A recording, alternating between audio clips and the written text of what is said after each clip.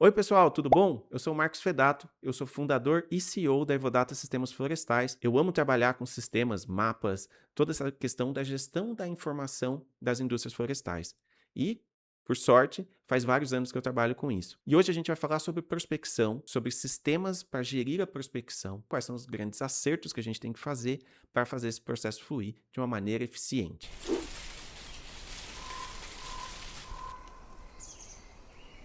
Um dos erros mais básicos que as empresas cometem é iniciar o processo de prospecção de terra sem ter um planejamento adequado, sem ter a visão espacial, sem ter os dados preparados. E por que que isso é um problema? Com o dado preparado, você consegue saber quais são as regiões onde você pode prospectar melhor, onde você tem mais chance de, com menos visitas, conseguir negócios que sejam lucrativos, que tenham lá a terra adequada, que vão dar volume de madeira adequado, que vão ter a distância adequada, que vão ter um custo sobre essa terra adequado, porque você já mapeou tudo isso antes. Ir para campo, bater palma na porteira por aí, sem ter um planejamento, vai levar você a visitar um monte de fazenda que de repente é muito pequena, ou que não tem o solo adequado, ou que não está com toda a área regularizada como deveria. Vai ser uma diminuição muito grande do potencial que você tem.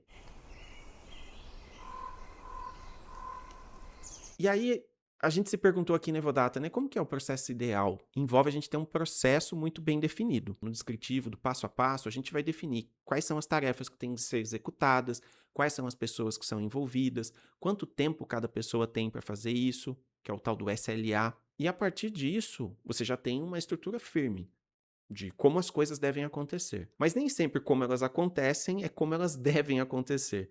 Por isso que existe a necessidade de desenvolver sistemas, porque os sistemas vão conseguir pegar esses processos, pegar esses combinados, pegar esses prazos de diferentes departamentos, diferentes pessoas, porque é um monte de gente envolvida para fazer tudo isso. E dentro de um sistema a gente vai conseguir criar cada caixinha, quanto tempo tem, criar alertas quando chega algo para você fazer, criar alerta quando alguém está devendo algo além do tempo que poderia estar, para a gente descobrir onde é que estão os gargalos e garantir que a terra chegue para a operação, poder preparar, poder plantar e ter madeira para os processos industriais que vêm depois. E além disso, ter um sistema tem uma série de vantagens, que é a estruturação de um banco de dados, é ter esses registros históricos todos, ter essa rastreabilidade do que está com quem. Com isso, a gente consegue criar dashboards, entender quais são os setores que estão andando bem, quais são os setores que eventualmente gargalam porque estão com uma demanda muito alta, para a empresa poder saber onde ela tem que alocar os recursos de treinamento, de mais pessoas, para fazer com que tudo rode muito bem. Agora, ter um processo bem definido e ter um sistema não pode ser uma muleta para a gente não mudar. A gente precisa definir as coisas de uma maneira hard, mas ao mesmo tempo o cenário à nossa volta está mudando. As regulamentações estão mudando, as leis estão mudando, a maneira como o mercado consome muda e a gente precisa mudar junto com ele. E aí a gente tem que fazer novas versões do processo. Tem que alterar as ferramentas e sistemas que a gente tem para atender a esse novo cenário. É importante que a gente tenha uma parte que é engessada, que é o que vai rodar, mas que a gente continue com o olho bem aberto para tudo que está acontecendo no mercado. E qual é a melhor forma de guardar os dados? É no Excel, lógico, né?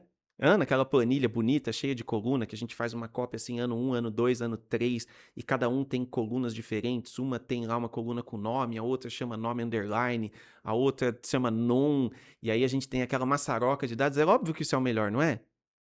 Não, né, galera? Então, a melhor forma que a gente tem para guardar os dados é colocar em sistema. E isso é uma dor bastante grande no começo. Para a gente carregar esse histórico todo do passado, a gente tem que converter esse monte de Excel. Mas é melhor uma dor uma vez só, né, ou várias pelo resto da vida. Ao longo desse tempo que eu estou trabalhando com empresas florestais, eu já vi muito as empresas sofrerem para poder ter dado histórico. E isso acontece porque esses dados foram construídos de qualquer forma. O cara tinha uma anotação num papelzinho de pão lá do que ele teve de histórico de negociação. E quando esse cara saía da empresa, esse papel de pão se perdia. Então, no máximo, você tinha a informação do valor que foi fechado se você abrisse todos os contratos e fosse buscar em cada contrato qual o valor que foi fechado. Falta muita informação para as empresas. Falta muito essa estruturação.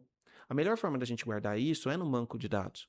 É num sistema estruturado que garanta que tudo que o usuário for entrar está padronizado, que não está faltando nenhuma informação no dado que ele está fazendo. No Excel, se eu deixar uma coluna em branco, está tudo bem. Num sistema, se faltar uma informação que é vital, ele vai dar um erro de validação e a pessoa não vai conseguir seguir com o processo. Então, para ter o dado bem estruturado, para a gente garantir o futuro, não tem outro jeito, a não ser estruturar isso num banco, colocar um monte de regra, criar um castelinho em volta, que é o sistema, para garantir que tudo que entra ali esteja legal, esteja bacana, e aí sim a gente vai poder usar esses dados para outra coisa. Uma vez eu vi um cara falando assim que o pessoal fica falando que o Excel vai acabar e tal. E ele respondeu assim: vocês não estão entendendo, gente. O mundo vai acabar e o inventário do fim do mundo vai ser feito no Excel. E é uma ferramenta muito boa. O Excel é uma ferramenta bacana porque você tem a flexibilidade de registrar o dado e editar o dado na mesma ferramenta. Só que o pessoal confunde o registro do dado com brincar com o dado. E o cara registra o dado onde ele deveria brincar. Mesmo o dado estando num banco, eu exportaria ele para o Excel para fazer uma análise, para brincar, para mexer, para fazer PROC-V, para tabela dinâmica. Tem muita coisa grudada com chiclete e com Excel até hoje.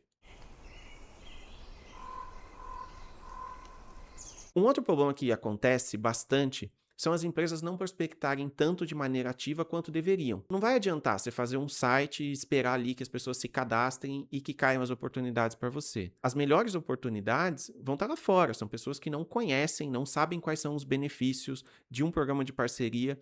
Então você vai ter que ir para lá, ir para campo e achar essas oportunidades. Eventualmente, se cair uma ou outra de graça no site, ótimo, mas não é o que acontece todo dia. Para apoiar a equipe de campo com mais inteligência no processo, a gente precisa construir uma base de dados gigantesca e ver o máximo de regra que a gente consegue fazer para filtrar onde ela tem que ir. Essa base de dados, a gente vai ter que juntar dados de muito lugar diferente e com muitos propósitos diferentes. Na minha concepção, ela começa com raio de atuação. Aquilo que está muito, muito longe da fábrica, a gente não vai olhar. A gente vai olhar aquilo que está mais perto antes e vai crescendo. Só que nem sempre é assim. Cada época uma cultura paga mais caro do que a outra. E aí eu posso estar concorrendo em alguns pedaços com cana, soja e algumas outras culturas que talvez tenham um raio médio menor do que o meu. Eu vou ter mais chances se eu for para áreas onde eu tenha menos concorrentes. E a florestal tem essa vantagem. O raio médio de atuação da florestal é bastante grande. Então, saber primeiro trabalhar o seu raio de atuação e entender o raio de atuação dos outros players que atuam na região já é um bom começo. Eu entendi o raio, eu vi o terreno, fiz um círculo lá, vou tirando outros círculos, mas onde que tem estrada por onde o meu caminhão, tanto os que eu opero hoje, quanto os que eu posso querer operar daqui para frente, pode passar? Eu preciso entender que tipo de solo eu tenho, eu preciso entender a declividade de cada região, para ir cada vez mais afunilando. E eu posso acabar chegando no nível da propriedade. E com os dados públicos que a gente tem das propriedades, a gente vai conseguir para cada propriedade saber quanto que eu tenho de área de uso consolidado declarado. Qual é a cultura que tem lá declarada? A gente pode usar outras bases, como por exemplo o Map Biomas, para olhar para desmatamento. Será que existe um desmatamento ou não em determinada região? Aí a gente vai conseguir direcionar melhor as pessoas que cuidam da negociação em si para ir em regiões que têm mais chance de fechar, porque aí você tem menos concorrência, porque aí você está dentro do teu raio de atuação, e também porque é operacionalizável, porque é declividade, porque tudo que você podia ver antes em escritório você já viu. A pessoa já vai começar com um turbo, já vai começar com um monte de trabalho que ela não deveria estar fazendo, ela não vai fazer, porque o planejamento já apoiou essa equipe antes, fazendo o melhor trabalho de filtragem possível. E aí eu preparei até uma colinha aqui com alguns itens legais, junto com a Tamires, que é a nossa sócia aqui, engenheira florestal, que colocou aqui, ó. Então a gente tem lá os concorrentes, que a gente já falou, o raio de atuação, a questão das estradas boas ou não, o solo, se ele é produtivo, a declividade operacionalizável, o custo da terra, a questão do desmatamento, restrições ambientais, disponibilidade hídrica, custo logístico, proximidade com cascalheira, pontos de captação próximo, uso do solo atual, tudo isso você vai poder registrar. Fotos, os dados de área, estado de conservação. Quanto mais informação eu tiver, quanto mais precisa for essa informação, melhor vai ser o meu apoio para a equipe de campo. E aí, como que a gente faz para os aplicativos não requererem um expert em geotecnologia para operar? Porque tem muito aplicativo hoje que, para você poder operar a aplicação, você precisa ir lá, baixa o mapa, baixa offline, cria um extent, aí cadastra uma nova feature. É tanta palavra nova, é tanta complicação para fazer uma coisa simples, né?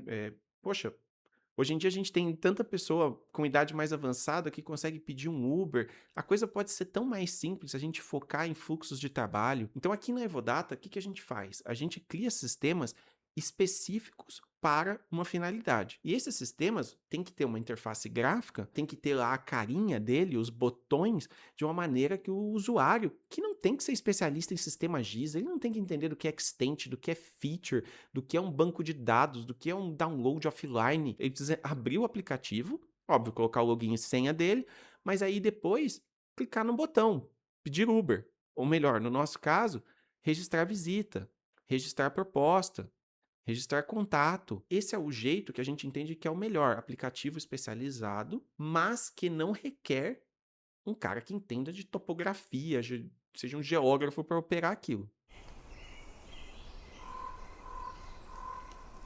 Um benefício que a gente tem ao automatizar o processo é a redução do tempo em que ele fica em cada um dos passos. Desde o momento em que eu prospecto uma área até o momento em que a operação entra lá, tem diversos processos aqui no meio e cada pedacinho desse pode travar, pode gargalar, pode esquecer, pode faltar documentação, pode acontecer um monte de coisa que vai atrasar a entrada da minha operação lá. Automaticamente vai demorar mais tempo para essa madeira chegar para os processos industriais e que é exatamente esse ciclo que a gente precisa continuar. Agora, o fato de eu automatizar um processo não quer dizer que 100% vai dar certo. A gente teve um sistema que controlou se todas as documentações estão corretas, envolvendo todos os departamentos, envolvendo o pessoal do meio ambiente, envolvendo o pessoal do SIG, envolvendo o pessoal do jurídico. Todo mundo que estava no fluxo de processo teve que aprovar aquela compra em algum momento e fez parte daquela documentação. Então a chance de eu ter que voltar para trás no final ou até pior, descobrir depois de ter plantado que aquela área não deveria ter entrado, ela é mínima, eu fazendo todos os passos da maneira correta. E como que a gente mede a efetividade do processo de prospecção? Olha, a medida mais concreta que existe é a entrega da área para operação. Quer dizer, eu tenho que entregar 10.000 hectares. Quantas eu estou num estágio de negociação? Quantas eu já entreguei? A medida mais efetiva é a entrega da área de fato para operação. E a segunda é a produtividade, porque se eu tenho um sistema e eu estou fazendo todo esse trabalho de back-office, de preparação, de planejamento, e estou direcionando as pessoas para os lugares corretos, onde elas têm que ir, e tem menos concorrente, as áreas são melhores, são ou maiores, ou com um solo de acordo com o que precisa, essas pessoas vão conseguir gastar menos horas de trabalho, menos visita para um volume maior de área. Então, esse é o indicador que efetivamente a gente consegue medir antes e depois do sistema. Porque a área você vai ter que entregar de qualquer jeito. Mas vai entregar como? Visitando mais, contratando mais gente para fazer? Esse indicador pega isso, que está sendo a sua efetividade em quanto tempo, quantas pessoas eu estou gastando para gerar aquela mesma quantidade de área. E é aqui que o bom planejamento, um sistema adequado, vai mostrar a diferença. E o que que a gente ganha integrando a prospecção com os demais processos florestais? A gente ganha muita integração de dados para entender qual a produtividade esperada. Às vezes, a produtividade varia drasticamente de uma região para outra.